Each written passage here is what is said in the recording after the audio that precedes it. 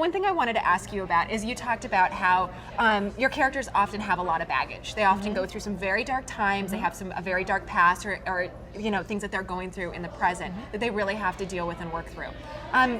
Can I ask you how much baggage is maybe too much baggage? What gets too heavy for a character? Wow. Well, I have thought about that because sometimes I wonder, is it just too much? Should I just not make them also this, that, and the other? And I can't tell you where I decide the line, but I have that okay, I'm working on a book right now, and I had decided she's going to have this issue and that issue, and there's going to be this issue.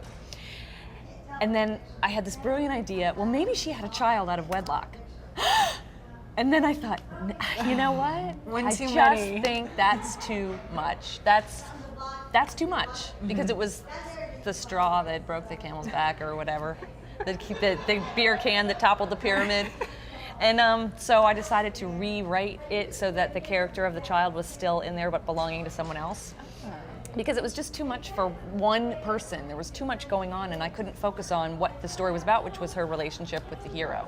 Right. And that was the reason why people are picking up the book, not for... I often think about it as like the wheel of dysfunction, where like, take a spin, and like every time it lands, it's like, oh, she got abused as a child. Yeah. Oh, wait a second, she has, no use of her left foot. Oh, wait a second. I sort of feel like you can have one or two major, really bad things that, have happened to them, and then that's probably enough for one novel.